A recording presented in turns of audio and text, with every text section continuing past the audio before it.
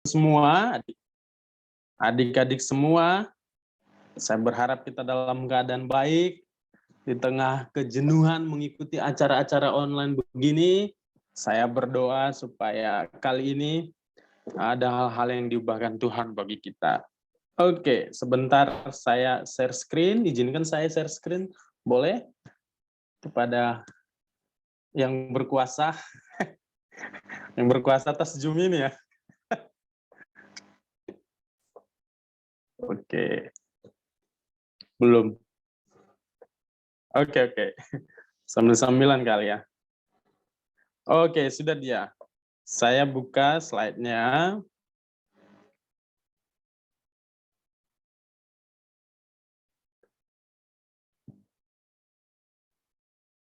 Apakah sudah kelihatan, Duma? Sudah, Bang.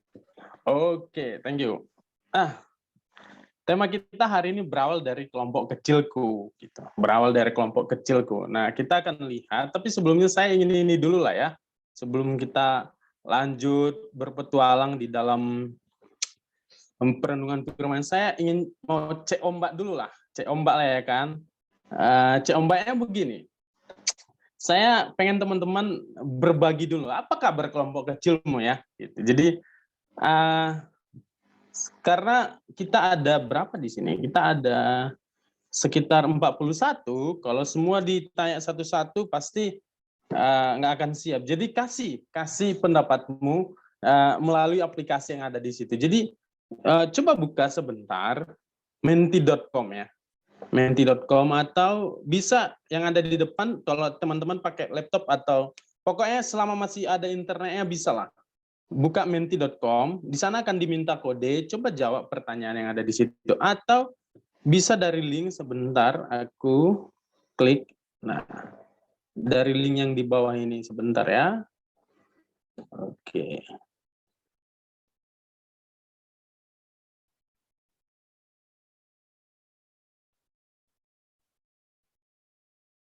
Ketik kodenya atau saya sambil buka linknya, boleh melalui ini, boleh melalui linknya juga boleh sebentar.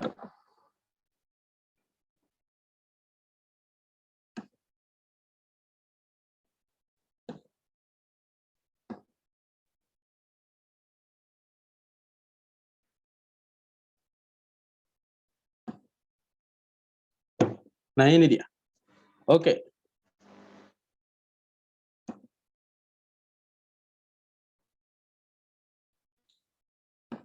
Oke.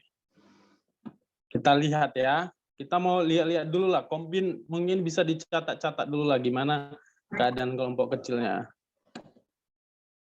Saya coba lihat.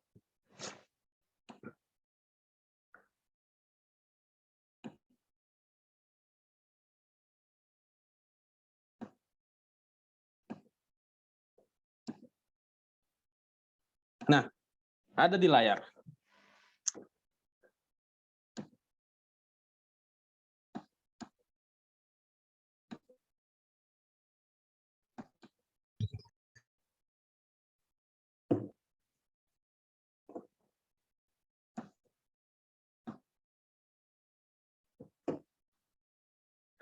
Oke, mari kita lihat. Kelompok kecilku sedang ganteng. Ini maksudnya, gimana sih kelompok kecil yang ganteng? Aku juga nggak ngerti.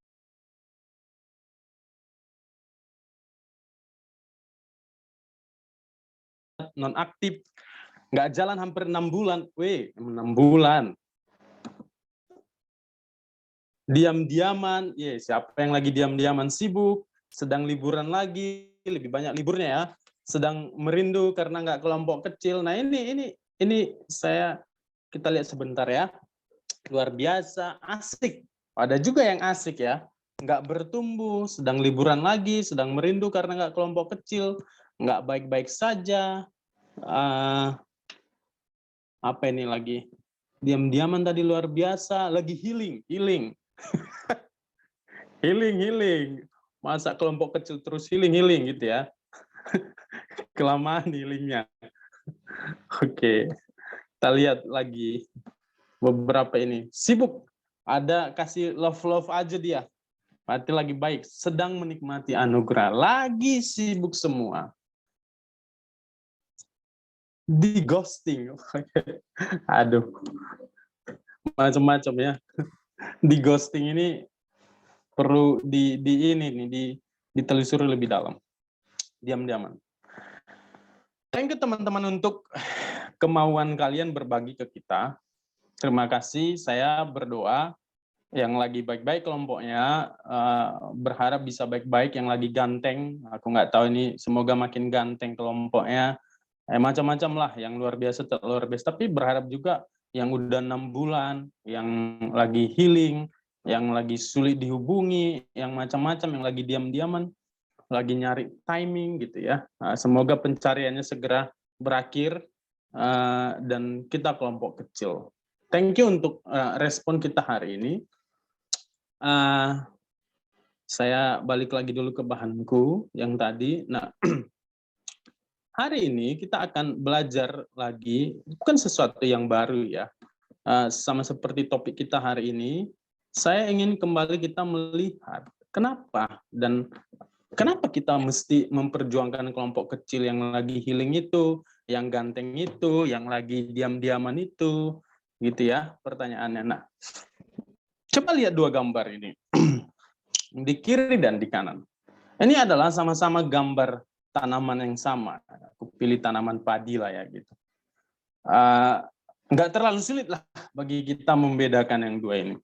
Di kiri sama yang di kanan. Dan kalau kita ditanya, hampir semua kita setuju bahwa padi yang ditanam mestinya itu kayak yang di kanan. Kayak ngelihat yang di kiri ini, waduh kacau ini, masa begini kan, kira-kira begitu. Kita merendukan dia hijau, bertumbuh, ada buahnya, nantinya bisa dinikmati. Itu adalah secara normal kita berharapnya begitu.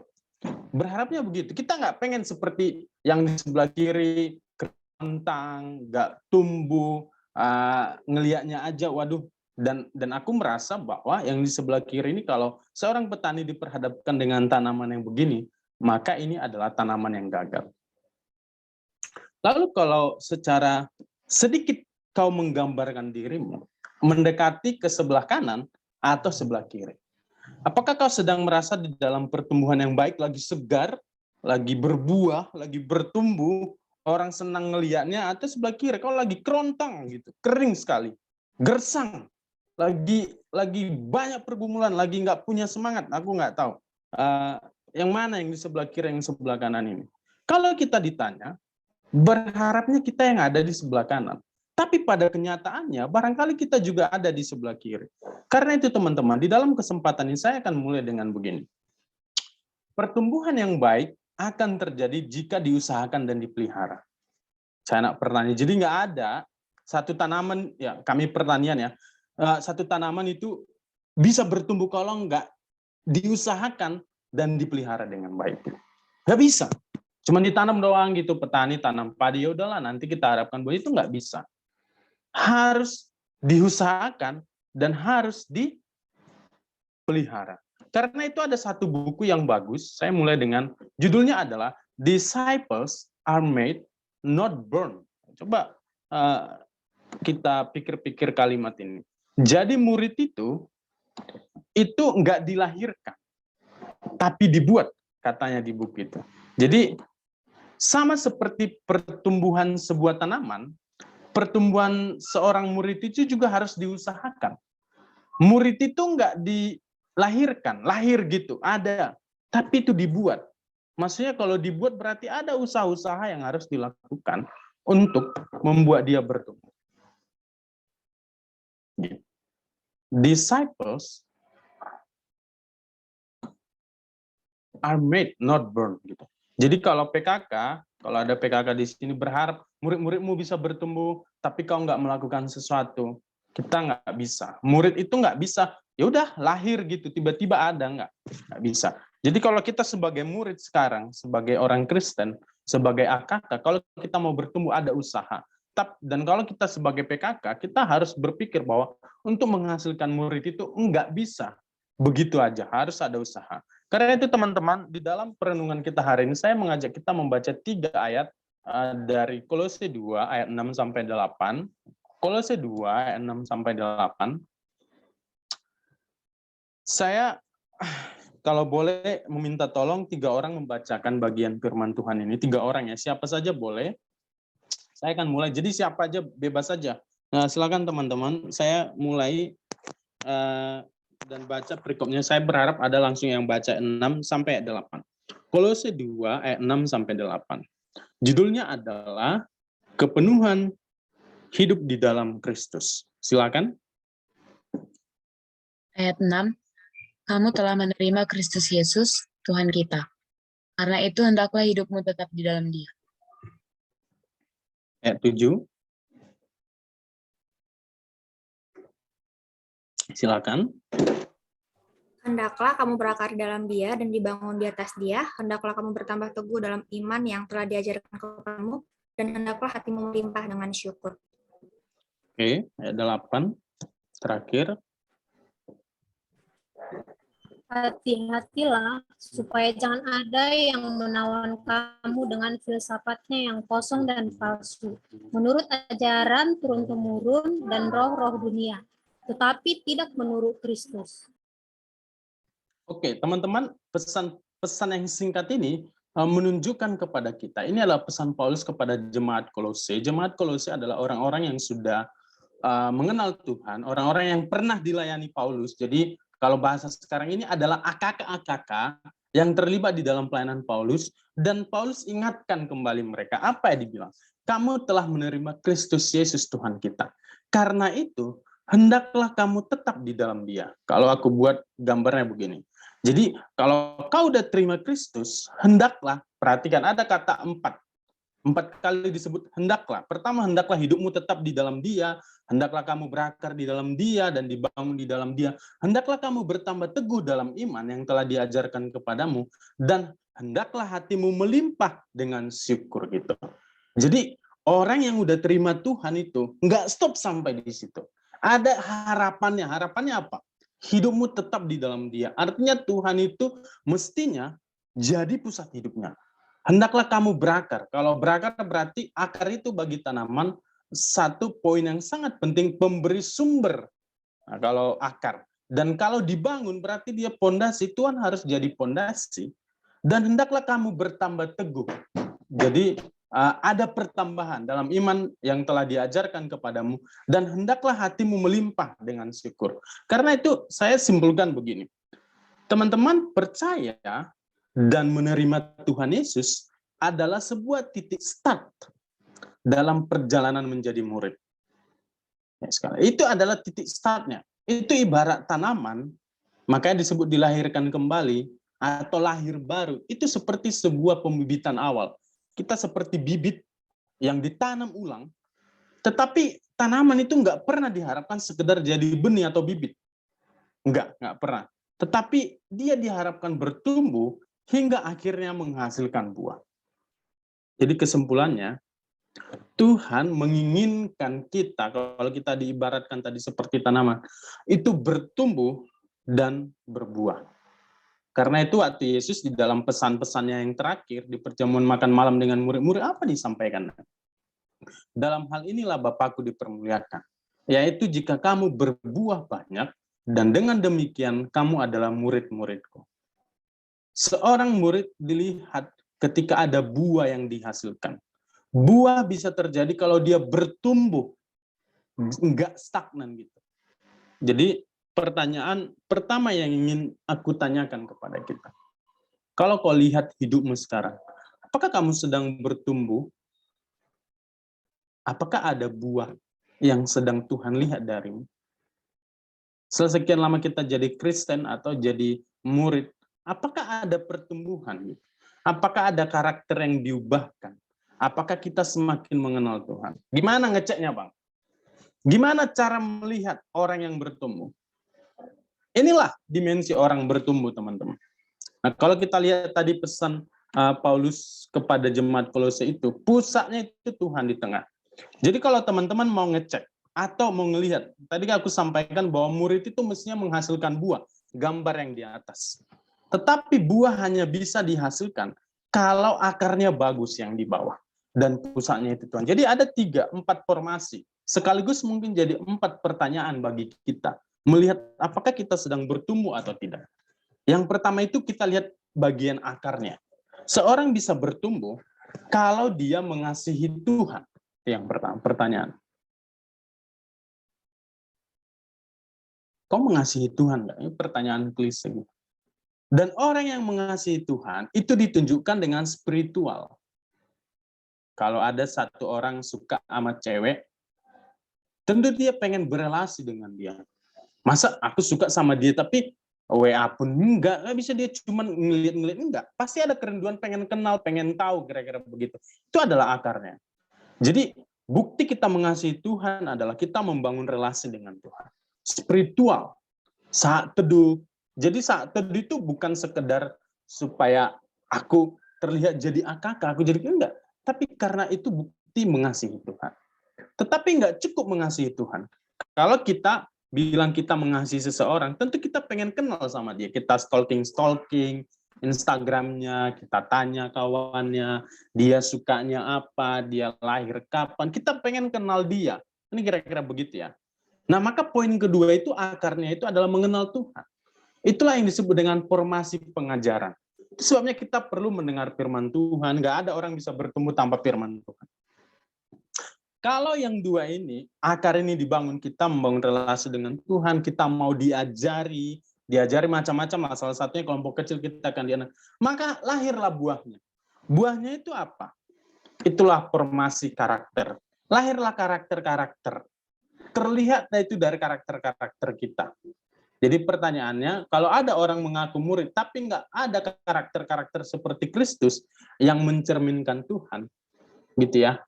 Dia yang dulunya malas jadi rajin, yang dulunya pemarah jadi sedikit lebih bisa menahan emosi, yang dulunya pemalas jadi berubah. Ada lahir karakter-karakter. Itu buahnya. Dari buahnya lah kamu dikenal. Dan nggak hanya itu, tapi juga dia mau melakukan pelayanan. Nah, 4 poin ini yang pertama saya ingin kita lihat, teman-teman. Apakah teman-teman mengasihi Tuhan? Jika teman-teman mengasihi Tuhan, harusnya kita berelasi dengan dia. Ber-HPDT. Kapan terakhir teman-teman menikmati saat teduh dan sebagainya? Kapan terakhir kita rindu? Apakah teman-teman mau mengenal Tuhan? Dan kalau itu terjadi, kalau kau merasa, iyalah aku pelayanan, aku PKK, aku pengurus, apakah karakter-karakter Tuhan ada di dalamnya? Apakah kau melayani Tuhan? Inilah gambaran orang bertemu. Tapi untuk menghasilkan ini, saya akui nggak mudah. Seperti yang saya sebut tadi, ini nggak bisa lahir tiba-tiba gitu. Nggak bisa, oke, kenal, terima Yesus, lalu selesai, nggak bisa. Itu titik start. Karena itu pesan Paulus tadi, Paulus bilang gini, hati-hatilah. Nah, kalau ada kata hati-hati berarti sebuah peringatan. Waktu Paulus bilang harusnya kamu bertumbuh, harusnya kamu berakar, harusnya kamu makin melimpah dengan syukur. Paulus kasih peringatan. Hati-hatilah supaya jangan ada yang menawan kamu dengan filsafatnya yang kosong dan palsu menurut ajaran turun-temurun dan roh-roh dunia tetapi tidak menurut Kristus. Kalau ku buat bahasa sekarangnya, Paulus bilang gini, tapi kau harus hati-hati. Karena akan ada di sekitarmu yang mencoba mengganggu kau. Mencoba mengalihkan. Kau filsafat-filsafat yang kosong. Apa kelompok kecil gitu? Udahlah, nggak usah rohani-rohani kali lah. Aduh, kelompok kecil, healing dulu, healing gitu ya. Macam-macam. Ayolah, jangan serius-serius sekali lah kelompok kecil. Masih ada waktu yang lain. Itu adalah, teman-teman kita harus sadari ini. Bahwa setiap kita berjalan mengikut Tuhan dan berjalan untuk bertumbuh, dipastikan akan ada tantangan sekitar. Jadi Paulus bilang, hati-hati, supaya kamu jangan ditawan. Apa biasa yang menawan kita ya? Yang membuat kita, udahlah, kalau aku lihat teman-teman, mungkin ya, apa hal-hal yang membuat kita mencoba mengalihkan kita dari peran kita sebagai murid? Saya akan coba lihat. Mungkin itu udahlah, media sosial gitu ya, game online, udahlah game online dulu lah gitu, macam-macam. Atau drakor gitu, I'm so tired but I can stop watching itu. Inilah yang terakhir gitu, tapi episode selanjutnya semua digerus waktu kita ini. Ini adalah hal-hal yang mungkin. Dan ini ada di sekitar kita. Gitu. Ada di sekitar kita. Atau ini ada yang di sekitar kita. Atau ada hal-hal yang lain yang harusnya baik, tapi kita tempatkan dengan kurang tepat. Contohnya apa? Studi. Saya tidak bilang studi itu nggak penting. Tapi sering sekali dengan alasan studi, tanda kutip, kita nggak punya waktu untuk itu. Ngerjain tugas, contoh ya, semua segala. Penting-penting, tapi sebetulnya itu kita jadikan alasan. Padahal karena kita nggak bisa manage waktu kita. Gitu. Karir, pengen cepet-cepet banget bang, gitu. Uang, gitu. Atau pacar, gitu. Teman-teman, sekali lagi, semua ini bisa seperti tadi menawan kita, mencoba mengalihkan kita menjadi satu saingan. Jadi aku suka kata ini. Jadi di dalam hidup kita ini sering sekali banyak saingan Tuhan. Tuhan bersaing mendapatkan waktu kita. Tuhan bersaing. Jadi kalau ditanya sekarang kira-kira apa yang jadi saingan teman-teman? Saingan Tuhan di dalam hidup kalian. Tanpa sadar, sekali lagi saya akan mulai dengan ini, supaya nanti kita bisa lihat kenapa kita harus kelompok kecil. Tanpa sadar, sering sekali kita nggak menyadari bahwa kita ini diam-diam menyembah berhala. Menyembah berhala gitu. Apa hubungannya ini ya? Jadi kita selalu berpikir, salah satu masalah orang Israel di zaman perjanjian lama yang ditegur Tuhan itu adalah karena mereka menyembah berhala. Tapi kami bang nggak menyembah berhala lah, kami nggak pernah menyembah berhala. Mungkin kalian bilang. Tapi teman-teman faktanya berhala itu mengikuti tren zaman. Dia nggak ada lagi di dalam patung, tapi dia ada di dalam hal-hal yang lain. Dia ada di handphone kita, dia ada di dalam hal. Jadi Rebecca Manley Pippert menyimpulkan dengan baik, berhala adalah seseorang atau sesuatu yang menggantikan Tuhan atau menggeser Tuhan sebagai yang utama. Itulah berhala.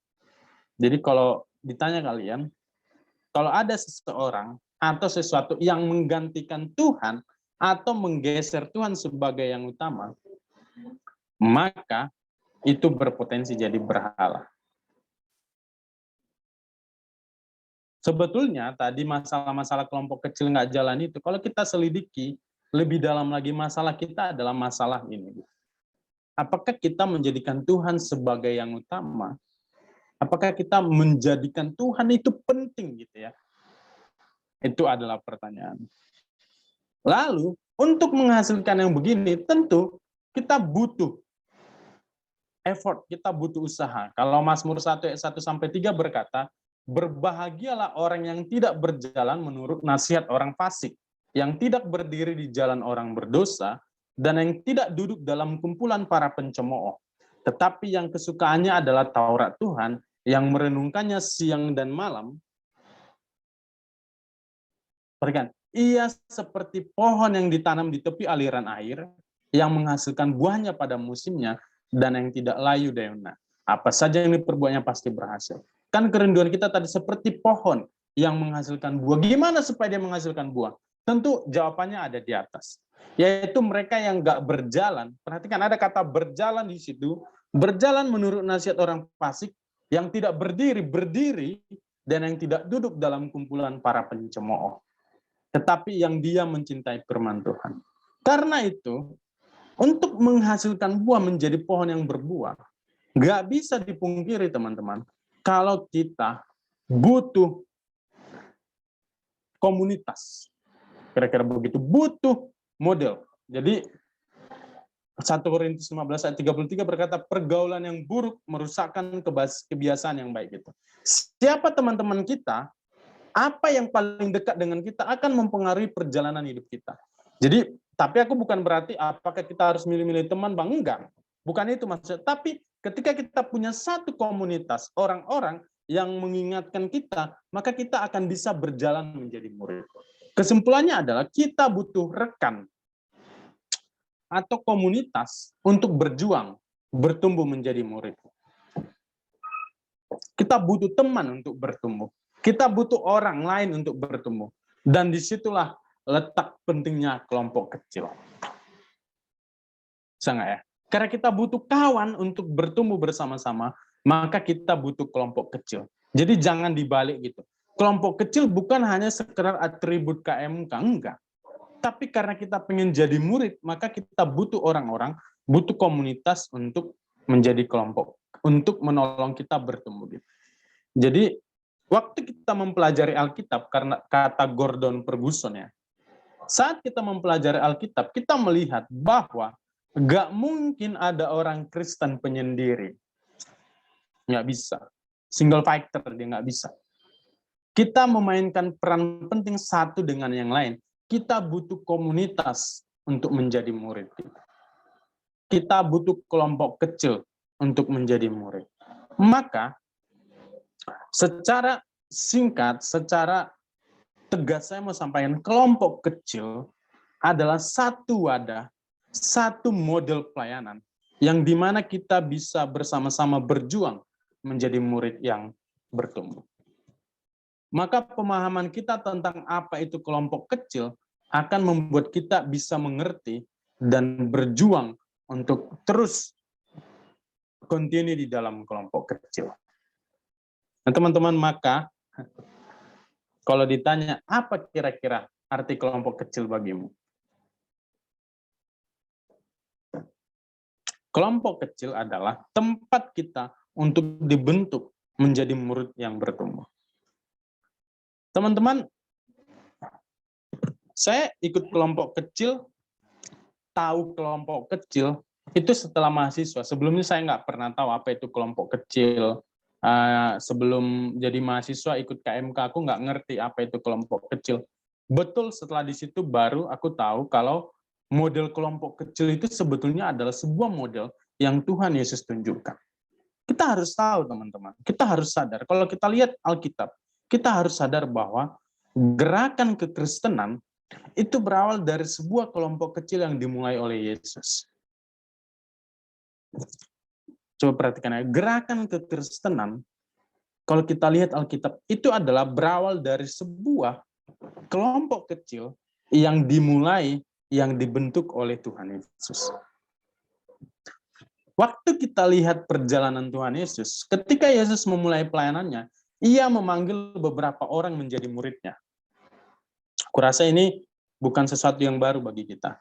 Jadi Yesus itu fokus memanggil beberapa orang yang kemudian ada 12 orang untuk menjadi muridnya dan dia kumpulkan mereka di dalam satu kelompok kecil, kelompok para rasul.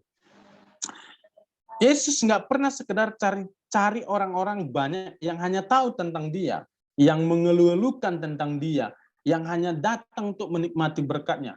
Tetapi dia mencari orang yang mau mengikut dia sepenuh hati. Jadi Yesus itu waktu datang, dia cari orang-orang bukan hanya yang tahu tentang Tuhan, bahkan kalau kita sama-sama tahu, ada banyak orang ikut Yesus. Tapi Yesus cuma fokus kepada sedikit orang.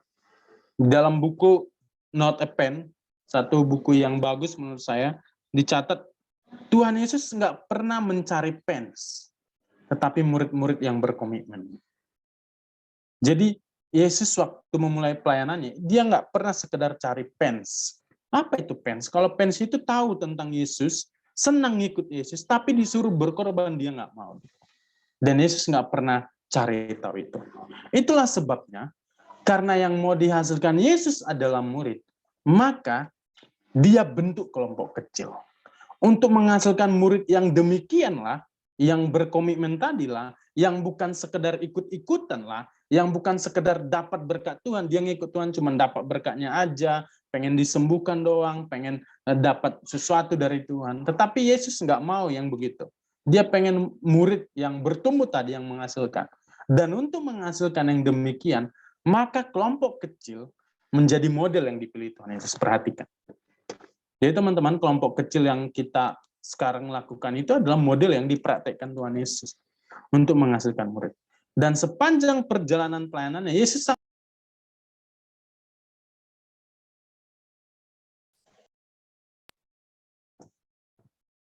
sangat fokus kepada kelompok kecil itu. Dia menghabiskan waktu yang banyak dengan mereka, berjalan bersama dengan mereka, makan bersama dengan murid-muridnya itu. Jadi dia berkelompok kecil begitu. Yesus mengajari mereka, Yesus menegur mereka, Yesus melatih mereka. Dan Yesus menolong mereka untuk bertemu. Itulah kelompok kecil.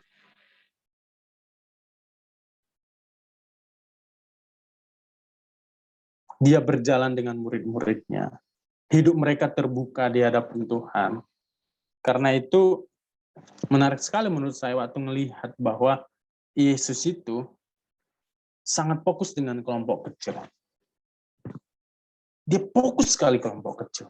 Kelompok kecil itu dijadikannya satu pusat pelayanan. Kalau di pelayanan kita sering sebut kelompok kecil itu ujung tombaknya.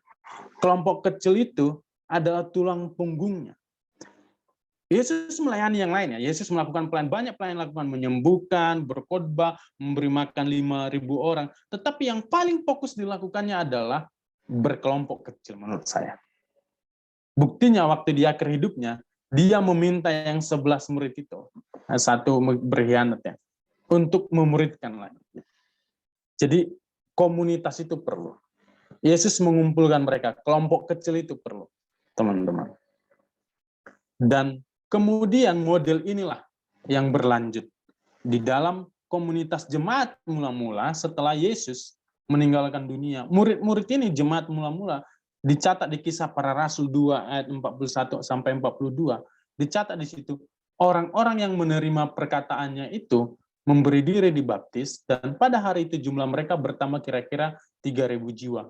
Mereka bertekun dalam pengajaran rasul-rasul dan dalam persekutuan. Perhatikan, jadi mereka waktu bertobat, waktu khotbah Petrus, mereka nggak cuma sampai bertobat, oke, terima Tuhan, tetapi mereka bertekun dalam pengajaran rasul-rasul. Sebabnya pelayanan kita selalu penginjilan, pembinaan, bertekun dalam pengajaran rasul-rasul dan dalam persekutuan. Jadi mereka ikut komunitas, ikut, ya kalau bahasa sekarang mungkin ikut kelompok-kelompok kecil yang dipimpin rasul-rasul itu. Apa yang mereka lakukan? Mereka selalu berkumpul untuk memecahkan roti dan berdoa. Jadi mereka kumpul, makan bersama, berdoa bersama. Bukankah ini sebetulnya adalah model kelompok kecil? Tadi malam saya kelompok dengan beberapa adik-adik yang sudah alumni ya. Yang sudah alumni, ya mereka adalah anak FEB juga gitu. Alumni tahun berapa aku lupa. Sebelum kelompok akhirnya waktu persiapan ini aku teringat aku tanya mereka. Karena dulu mereka semua PKK ya. Mereka semua PKK pengurus. Aku tanya, Dek masih mimpin kelompok kecil nggak? Tanya mereka. Ternyata nggak lagi. Padahal mereka mungkin masih 2 atau 3 tahun lah tamatnya. Kenapa? Aku tanya begitu. Karena aku kenal adik-adik kelompoknya beberapa. Kenapa nggak pimpin mereka lagi? Terus jawabannya apa? Iya bang, susah bang. Kelihatannya mereka udah sangat terkontaminasi dengan sekitar mereka. Mereka nggak mau lagi kelompok gitu. Jawaban, jadi dibilang mereka udah sangat terkontaminasi dengan sekitar mereka. Jadi mereka udah nggak mau lagi kelompok kecil. Menarik juga ini. Jadi mereka udah sangat terkontaminasi. Jadi aku bilang begini, justru karena beratnya lah kontaminasi dan godaan itu, maka kita berkelompok kecil. Setuju nggak teman-teman? Kita berkelompok kecil karena godaan dari luar itu sangat berat. That's why we need small group. Itulah kenapa kita butuh kelompok kecil. Karena kita tahu menjadi murid ini nggak gampang. Kita bisa jatuh. Kita bisa diam-diam kalau kita nggak cerita ke kawan kita bisa jatuh gitu. Kita punya tantangan di dunia pekerjaan kalau yang bekerja. Kita punya tantangan dari dunia perkuliahan. Dan itu semua membuat kita sadar bahwa kita butuh tempat untuk kita berjuang bersama. Jadi aku berharap sih mindset kita tentang kelompok kecil itu diubah. Dari yang sekedar paksaan, sekedar tempat, ya tanda kutip memaksa kita, tapi itu menjadi tempat kita untuk disegarkan kembali. Jadi aku menyimpulkan begini, kita membutuhkan kelompok kecil karena kerasnya godaan dan tantangan dan kontaminasi dari dunia sekitar kita. Maka kita butuh kelompok kecil karena keras Karena ada banyak yang menggoda kita, mengalihkan perhatian kita. Kontaminasi dari sekitar kita. Jadi bagiku kelompok kecil itu seperti rumah. Tempat kita menemukan keamanan dan kenyamanan. Tempat kita beristirahat dan melepas kelelahan. Kalau lagi capek, bergumul dengan hidup, di kelompok kecil lah rumah. Tempat kita ditegur dan diingatkan. Dan tempat kita disegarkan kembali. Jadi, gimana supaya kelompok kecil bisa kontinu? Menurutku mindset kita harus kita ubah. Kita menjadikan kelompok kecil itu sebagai apa? Jadi ya, kan perjalanan, aku selalu membayangkan perjalanan menjadi murid ini kita kayak, ya keluar rumah gitu ya. Tapi pulanglah ke rumah. Kalau udah capek seharian, pulang ke rumah. Disitulah kita disegarkan kembali, diingatkan kembali, diteguhkan kembali. Dan itulah kelompok kecil. Maka masing-masing kita, AKK dan PKK harus berjuang menjadikan kelompok kecil itu sebagai rumah. Rumah tempat kita bisa bertemu dengan Tuhan, bisa menikmati kebaikan-kebaikan Tuhan. Jadi aku selalu merasa berharap, nah teman-teman kalau kalian disuruh melihat gambar ini, apakah kelompok kecil, bagi kita yang adik-adik mahasiswa, pasti kalian selain kelompok kecil punya kelompok-kelompok yang lain lah. Kelompok futsal lah, kalau bagi cowok kelompok inilah, kelompok itulah, yang macam-macam lah, pasti banyak, nggak cuma kelompok kecil lah kehidupan kita. Apakah, nah mungkin kita harus mengubah ya, kelompok kecil itu bukan satu dari banyaknya komunitas-komunitas lain yang sejajar, menurutku nggak harusnya. Kalau kita menempatkan itu sebagai satu pilihan dari sekian banyak kelompok kecil, sekian banyak kegiatan kita, komunitas kita, maka ya porsinya kan, ya udah kalau nggak kelompok kecil ada yang lain. Tapi kelompok kecil itu aku selalu merasa dia adalah seperti rumah yang menolong kita untuk bisa bertahan di, kalau kita di perkuliahan kita, bertahan di kegiatan kita yang lain, bertahan di sini. Jadi dia kayak pulang. Jadi kehidupan kelompok kecil kita akan menolong kita bisa baik berjuang di keluarga, kalau di keluarga, atau di bidang-bidang yang lain. Menurut saya, dan harusnya kita menempatkan itu begitu.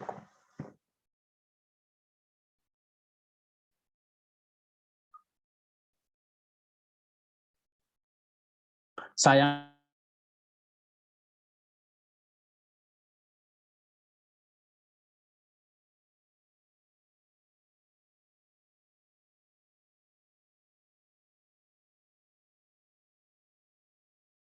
buat tren saja, hanya sekedar sebuah organisasi saja, yang kita nggak menemukan kenapa kita harus ada di dalam.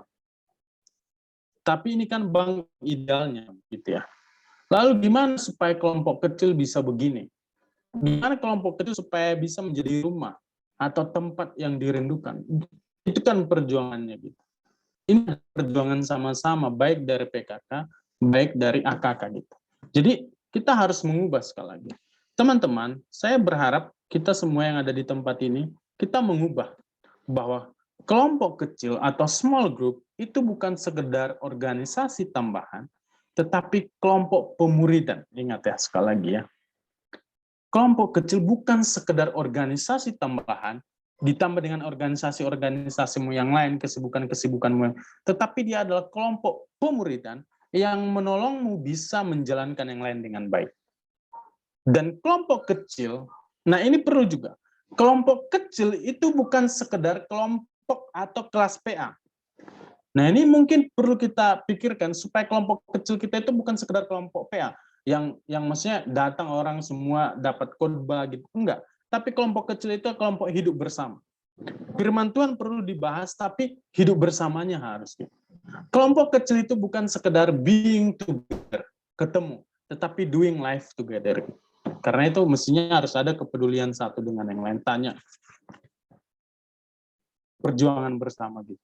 Dan terakhir, teman-teman, sekali lagi kelompok kecil bukan sekedar tempat transfer informasi, tetapi tempat mengalami transformasi.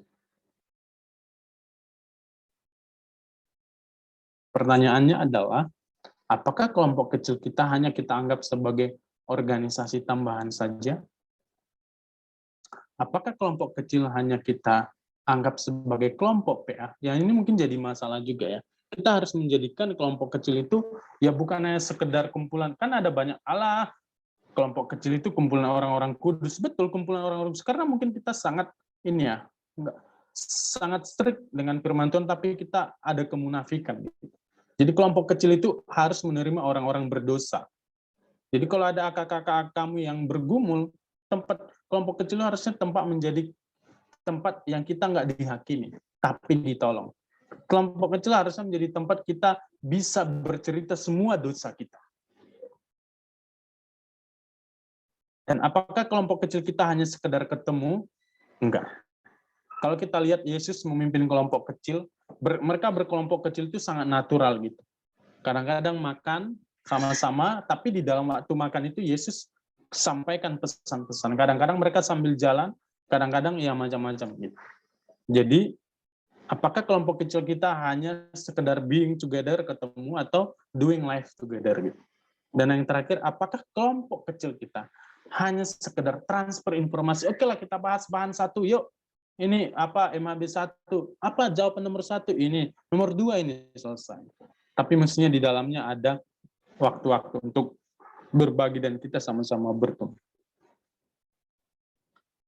Sebagai penutup, karena ada sesi diskusi katanya, teman-teman begini.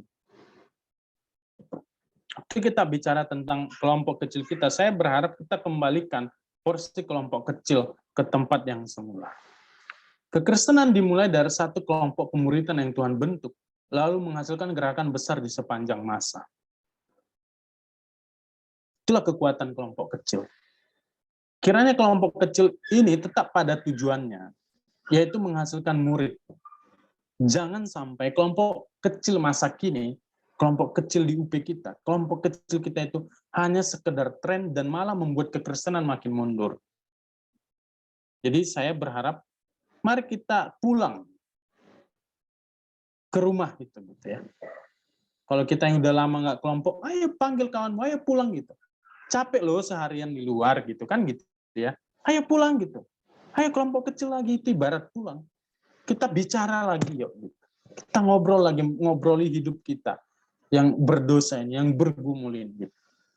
PKK ketika mengajak adiknya kelompok kecil, mindsetnya, ayo pulang adikku gitu. Kita bicara lagi. Kau pun ke kelompok kecil mestinya begitu, datang. Wah, aku akan pulang ke rumah. Itu ibarat pulang kampung ya. Pulang ke rumah, kita akan bertemu, kita akan bisa bercerita, kita akan bisa mengalami kepuasan. Mari pulang ke rumah kita masing-masing, kelompok kecil kita. Saya berharap kita pulang gitu ya. Dan mari kita perbaiki rumah yang sedang tidak baik itu. Itu bukan cuma kerjaan PKK doang. Kalau kita AKK di sini, mari kita perbaiki sama-sama. Lihat, tanya kawanmu yang lagi bergumul itu. Tanya kabarnya. Ayo kita sama-sama berjuang. Dan saya kira kita harus mulai dari kelompok kecil kita masing-masing. Kita harus awali dari kelompok kecil kita masing-masing. Itu yang bisa saya sampaikan, teman-teman. Saya akan berhenti di sini. Saya lanjutkan karena katanya ada sesi diskusi dan ya mungkin sharing, silakan kepada ini langsung atau gimana aku kurang tahu. Thank you teman-teman. Terima kasih Bang Christian.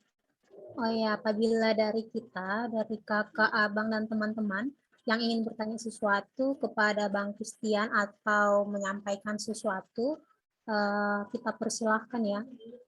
Boleh melalui room chat atau boleh langsung raise hand. Ayo, kakak, abang, dan teman-teman.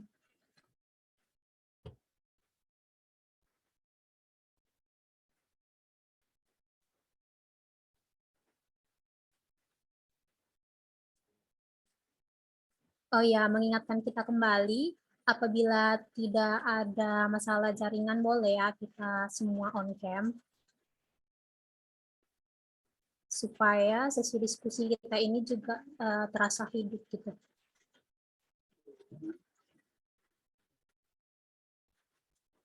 Ayo dari kakak, abang, dan teman-teman, apakah ada yang mau bertanya atau lagi mempersiapkan pertanyaan ya?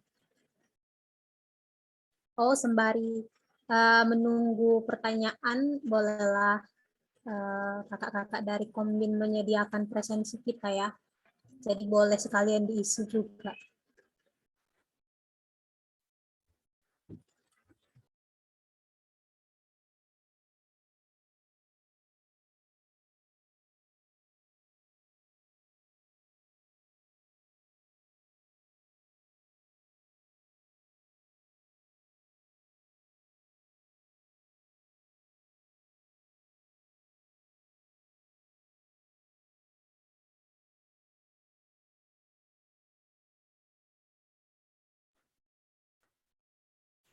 Apakah dari kita tidak ada yang mau bertanya?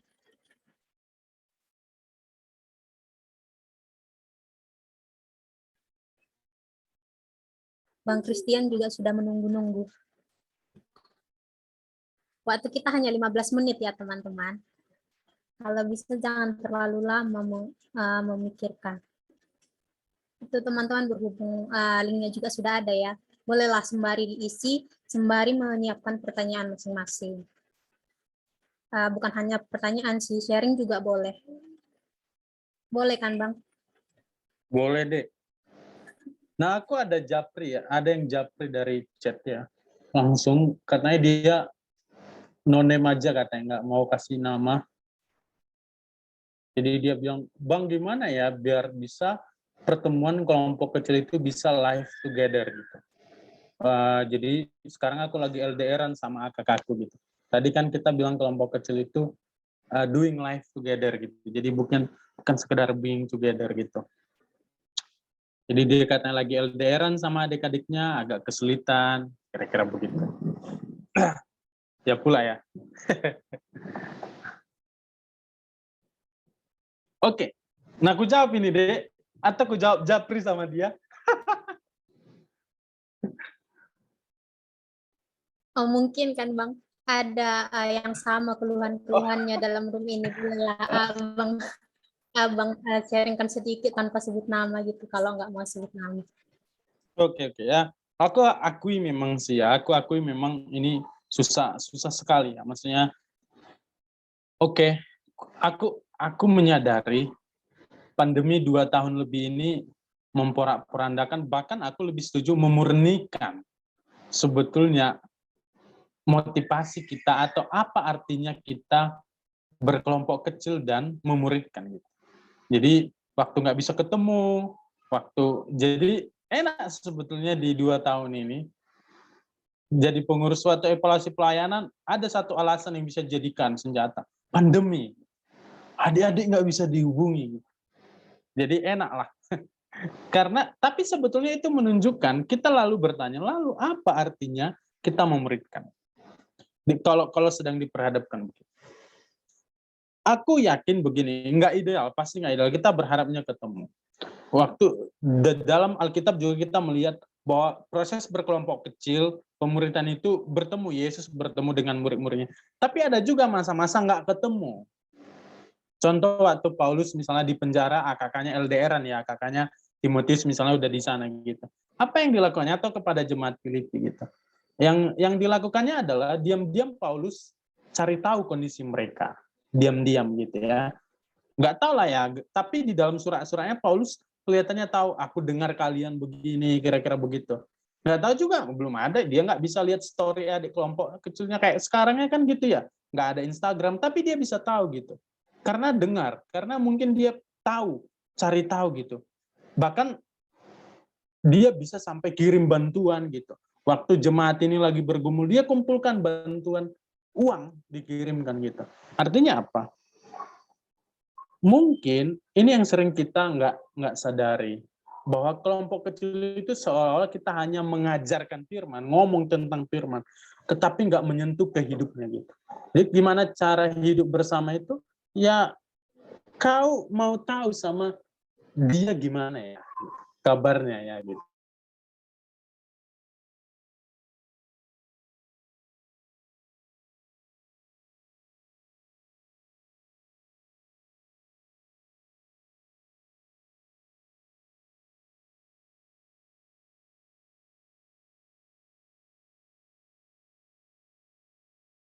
saya begitu sih. Karena itu teman-teman, saya selalu merasa mungkin aku salah satu orang yang kepo. Saya suka sekali balas-balas story orang gitu. Pakai itu di WhatsApp, pakai itu di Instagram. Karena aku merasa dengan itulah awal pertama, lalu berlanjut apa kabar kira-kira gitu.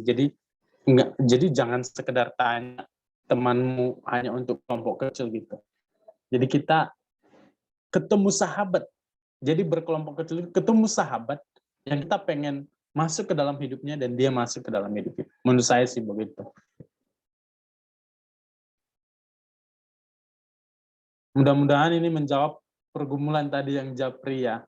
Mudah-mudahan. Aku rasa itu yang bisa aku jawab. Terima kasih Bang Tian, semoga menjawab ya Kakak Nonem. Ya, apabila dari kita, dari Kakak Abang dan teman-teman ada yang mau bertanya lagi atau mau sharing, kita masih memiliki waktu ya. Atau mungkin kalau tidak mau namanya disebut, boleh kok mengirim chat dengan nama Nonem juga. Tidak apa teman-teman.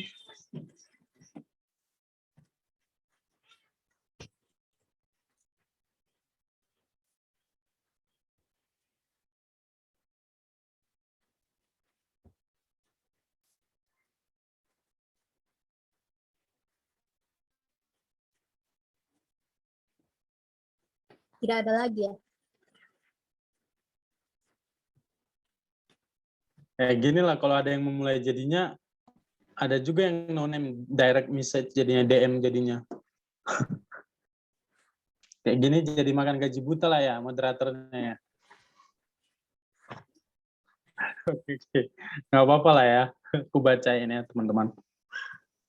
Ada tips nggak Bang buat pertemuan kelompok kecil itu biar bisa efektif? Kami sering nggak sering kondisi gegara siap bahas bahan, udah ngantuk gitu.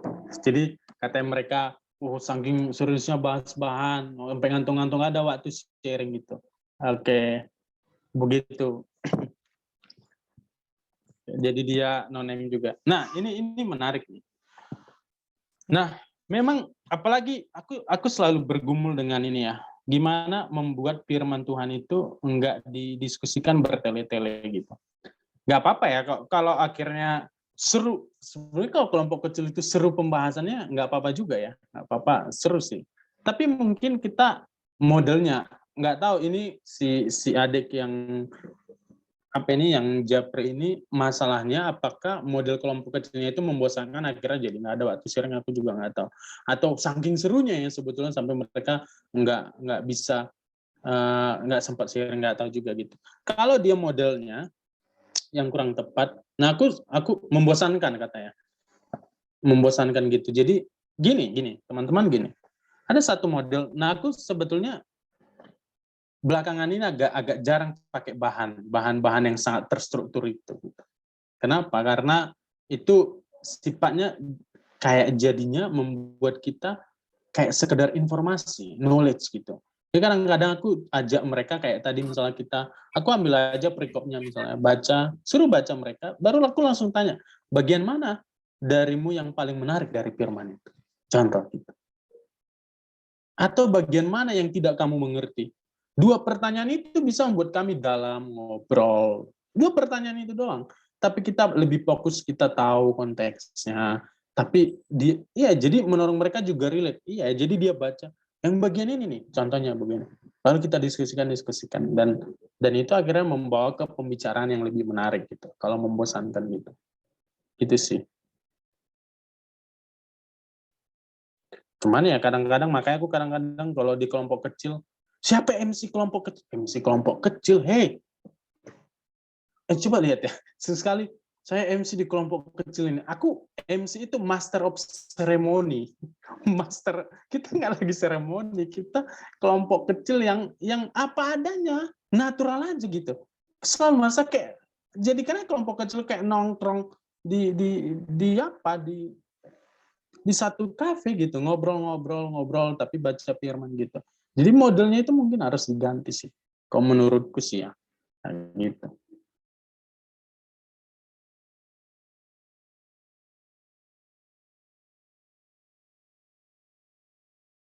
Terima kasih, Bang. Semoga menjawab ya. Mungkin dari kita juga ada yang mengalami hal yang sama. Jadi bolehlah kita ambil sama-sama gitu pesan yang disampaikan Bang Tian tadi untuk kita terapkan. Ini waktu kita juga belum habis ya. Masih ada, mungkin kita bisa membahas satu pertanyaan gitu atau satu orang yang mau sharing. Boleh ya, dari kakak, abang, dan teman-teman. Silahkan. Atau boleh menerapkan hal yang serupa tadi ya. Kalau malu atau tidak mau namanya disebut, bilang aja no name. Ya, ini ada, aku kok jadi kewalan. Kalau mau DM mungkin ke Duma aja. Aku jadi bingung yang mana di atas. Padahal ujungnya dibaca juga kan, Bang? Iya, gitu. Bang, kami kan udah nggak jalan hampir setahun. Nggak jalan hampir setahun. Kelompok kali maksudnya ya. Kalau nggak jalan setahun, duduk-duduk aja berarti. Nggak jalan kelompok kecil, nggak jalan hampir setahun. Terus PKK kami juga udah jarang hubungi kami, mungkin PKK kami kecewa. Karena kami AKK-nya sulitnya main waktu buat kelompok kecil. Jadi solusi untuk mengembalikan komunikasi kami supaya kembali hangat lagi, gimana ya Bang? Makasih ya Bang. Jadi katanya PKK-nya udah kecewa. Terus karena mereka sulit sekali nyamain waktu untuk kelompok kecil. Nggak tahu ada yang setuju sama aku atau enggak. Bagiku kelompok kecil itu nggak selalu harus lengkap. Bagiku ya. Walaupun ini peran PKK sih sebetulnya. Begitu. Nggak selalu harus lengkap. Aku selalu mempercayai dan kasih kebebasan ke kakak-kakakku. Kalau kau mau nggak datang kelompok kecil, ya itu urusanmu, dan aku percaya dengan alasanmu. Itu yang pertama.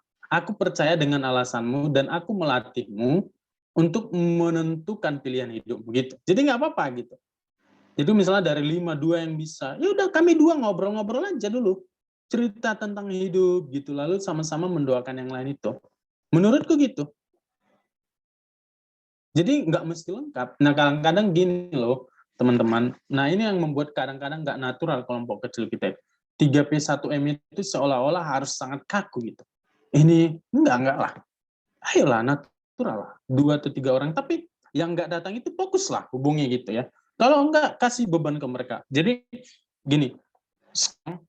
Jadi aku memang sih susah ya. Jadi kakak aku sekarang aku PKK. Jadi aku percayakan mereka mimpin ya masing-masing. Jadi aku ingatkan dia, kau yang hubungi yang lain ya, hubungi yang lain. Jadi dikasih kepercayaan ke mereka. Dan kalau ditanya gimana cara supaya komunikasinya hangat kembali, cara menghangatkan komunikasi berarti ya pertama minta maaf kalau salah. Kan gitu ya, cara memperbaiki komunikasi, minta maaf, lalu kemudian berkomitmen dan berjuang bersama-sama gitu, menunjukkan komitmen. Jadi aku nggak tahu, hubungi aja deh PK kami itu. Sampaikan, Kak, aku domba yang sesat ini pengen pulang gitu. Sama kayak anak yang hilang pengen pulang gitu. Aku yakin dia akan datang lagi sih. Mudah-mudahan ya gitulah. Kalau menurutku nggak ada tipsnya sih. Ada lagi nggak?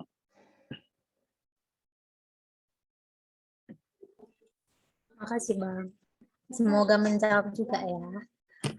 Oh iya, itu pertanyaannya yang DM Abang ada lagi nggak? Ini satu lagi ya, Bang boleh berbagi melewati masa krisis ketika Abang belajar menjadi murid di kelompok kecil. Boleh berbagi melewati masa krisis ketika Abang belajar menjadi murid di kelompok kecil. Ya, melewati masa krisis ya. Makanya sih aku selalu berharap kita teman-teman genuine lah di kelompok kecil gitu. Saya genuine, otentik aja. Dan tempat kelompok kecil itu harus dijadikan tempat yang nyaman untuk membicarakan dosa. Sejak awal kita harus available dengan orang yang berdosa yang jatuh di kelompok kecil itu. supaya orang-orang yang sedang mengalami krisis itu merasa punya kawan. Jadi waktu kau berdosa, waktu kau sangat jatuh, it's not good. Jadi pilihannya bukan lari dari kelompok kecil, pulanglah ke kelompok kecil itu gitu. Karena begitu murid, menurut saya begitu ada masa-masa krisis yang membuat kita, apalagi baru tamat ya, quarter life crisis sebentar lagi gitu, belum punya teman hidup, sementara firman Tuhan banyak kali di kepala gitu ya. Harus gini, harus gini, harus gini. Wah, stres sendiri gimana caranya. Oke, pulang ke rumah sekedar ngobrol aja, aku lelah.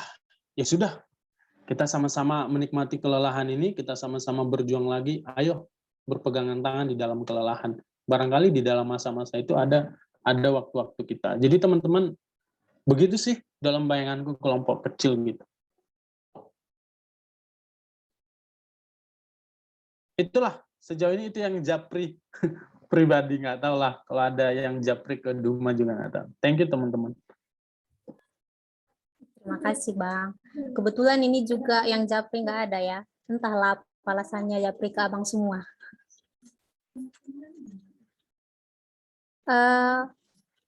Oh iya, sebenarnya ini ada masuk pertanyaan lagi Bang. Tapi gimana ya? Waktu kita juga udah habis ini, udah lewat 2 menit. Boleh nggak ya? Ini aku bacakan satu pertanyaan lagi. Maaf ya untuk teman-teman yang nantinya pertanyaannya nggak dibaca, soalnya kan baru masuk, tapi waktu kita udah habis. Bang, boleh ya satu lagi? Boleh deh, boleh.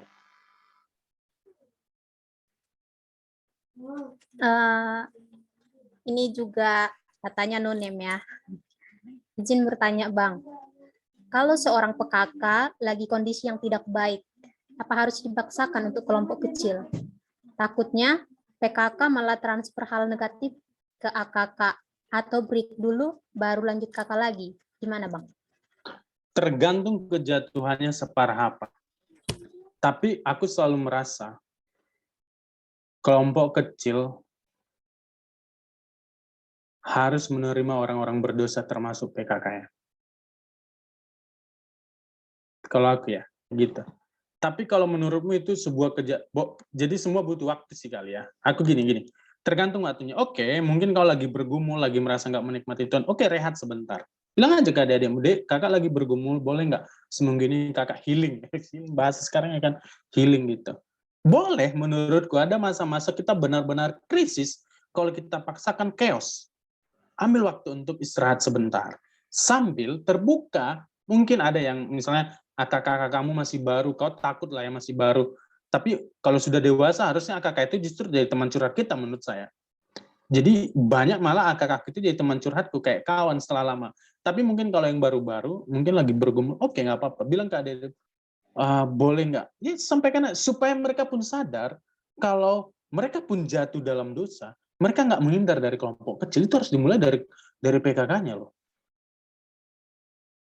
Nah kadang-kadang PKK selalu merasa dia dewa gitu, atau setengah dewa, 3/4 dewa, seolah-olah dia nggak bisa menghadapi kejatuhan gitu. Enggak lah menurut saya. Tapi ya tentu ya, membicarakan dosa bukan sedang permisif dengan dosa. Kita itu perlu genuine di hadapan orang gitu. Terbuka di hadapan adik-adik kita sekalipun. Itu malah titik start supaya mereka waktu mereka berdosa, mereka nggak takut datang ke kelompok kecil. Justru mereka datang dan mau terbuka. Menurut saya sih gitu. Kalau mau ambil waktu, tapi jangan lama-lama. Menurutku seminggu misalnya, minta tolong doain atau sharing ke orang yang kau nyaman. Apakah teman KTBM, teman satu. Tapi kembalilah, jangan lama-lama di kubangan itu gitu. Jangan lama-lama. Jangan lama-lama menikmati dosa itu. Itu menurutku. Walaupun kalau aku sehancur-hancurnya aku ya, maksudnya bergumul, datang aja ke kelompok kecil, Dek, kita sharing dulu deh hari ini deh. Banyak masalah Bang gini, misalnya cerita-cerita kita. Oke, kita doa sama-sama. Itu menurutku kelompok kecil yang otentik sih.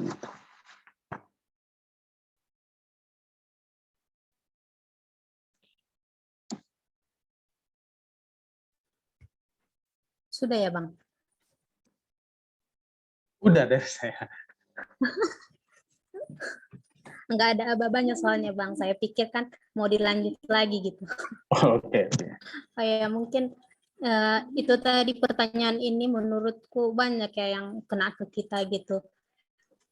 memang betul lah yang dibilang Abang Christian tadi. Mungkin saya juga boleh menyimpulkan itu memang ya pergumulan-pergumulan itu ya selalu ada kayak itu kan. Tapi tetaplah kembali secepatnya.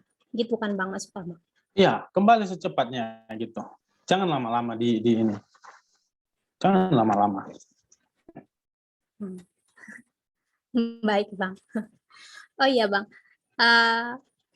Ini sebenarnya masih ada satu lagi. Boleh lah, nggak apa-apa ya Bang? Yalah, kasihan Esther. Udah dia yang langsung to everyone, tapi malah nggak dibacain gitu. Masa yang jalur khusus di ini ya kan? Dilayani yang jalur sesuai ini nggak kita ini yang Iya Bang. Aku bacakan aja ya Bang untuk kita Bang. Ini dari Kak Esterina Tobing. Perkenalkan saya Esterina Tobing. Bang izin bertanya, gimana sih ajak anggota kelompok kecil ini kembali lagi? Apalagi kalau virtual gini kan agak susah ya. Banyak kali pun berbagai alasannya. Soalnya kelompok kecil kami tidak pernah berjalan lagi, Bang. Hehe. Iya sih. Kalau kelompok kecil virtual memang kayaknya nggak mungkin jalan ya, duduk ya gini ya di depan layar ya. Maksudnya nggak continue, maksudnya mungkin ya. Jadi, nah adik-adik khususnya yang CPKK, yang PKK baru, saya sih mulai dengan ini. Waktu kau punya AKK, kau bayangkan kau punya sahabat, atau lebih ekstrem lagi, kau bayangkan kau punya anak. Tiba-tiba kau jadi ibu atau bapak. Yang gini, kayak kalau bapak sama ibu itu, jadi dia berelasinya itu bukan hanya karena kelompok kecilnya. Nangkap nggak gitu ya? Dari awal mindset kita harus begitu. Ada banyak kita berurusan sama AKK kita itu hanya sekedar bicara tentang kelompok kecil. Nah ini, nah kalau ada CPKK di sini, ayo bangun mindsetmu, kelompok atau enggak kelompok dia, mau continue nanti terus-menerus dia di kelompokmu itu. Tapi kau harus anggap dia sebagai sahabat, sebagai anak yang hidupnya itu penting bagimu. Nah, perhatikan ini, itu yang paling penting itu. Kalau itu kau punya, maka kau enggak menjadikan dia sebagai target, tapi sebagai sahabat, kawan berjalan bersama sahabatnya. Kita pengen tahu kabarnya. Jadi ya kalau kelompok kecilmu sedang tidak terbangun begitu, mulailah punya mindset gitu. Kenal dengan dia. Kalau lagi sekarang lagi nggak baik-baik, ya udahlah. PDKT lagi lah. Sambil-sambilan PDKT lagi. Kalau dibilang tiba-tiba kok kakak ini gini, mungkin dia pikir kok kakak ini tiba-tiba kok berubah ya, kok kepo gitu ya. Aku selalu merasa gini teman-teman. Aku punya adik kelompok kecil yang beragam mulai dari yang sangat tertutup sampai yang gimana. Aku merasa setiap ada perhatian yang tulus dan doa yang tulus, dia akan melihat itu dan dia pasti akan mau untuk berrelasi dengan kita. Tapi kalau kau udah merasa usahakan semampumu lalu dia nggak ini, oke, let them go, let him go gitu. Silakan aja dia pergi. Tapi nih ya, bagiku dia harus tetap jadi AKK kamu, entah dia kelompok atau enggak. Jadi nangkap nggak bedanya gitu. Jadi si mindset-nya itu harus diubah.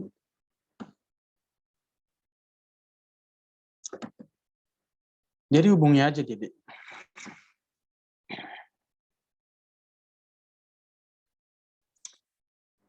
Video call langsung tiba-tiba dia misalnya. Berani nggak kalian video call adik kelompok kecil kalian masing-masing? Banyak nggak berani? Karena kadang-kadang kita nggak siap berrelasi dengan dia.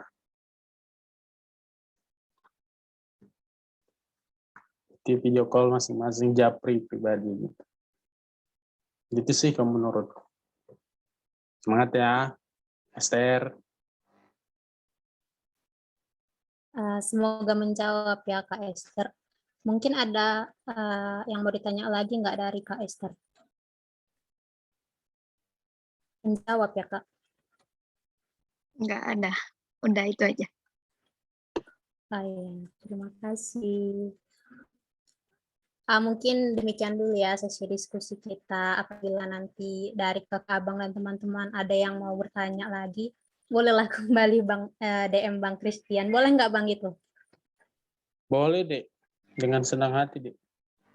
kata Bang itu dengan senang hati ya. Jadi nanti kan siapa tahu tiba-tiba langsung teringat gitu atau muncul di pikiran tapi diskusi kita ini sudah selesai gitu, nanti boleh langsung DM Bang Christian aja. Kayak demikian sesi diskusi kita ya. Semoga semua pertanyaan-pertanyaannya itu terjawab oleh yang tadi Bang Christian sampaikan kepada kita. Terima kasih.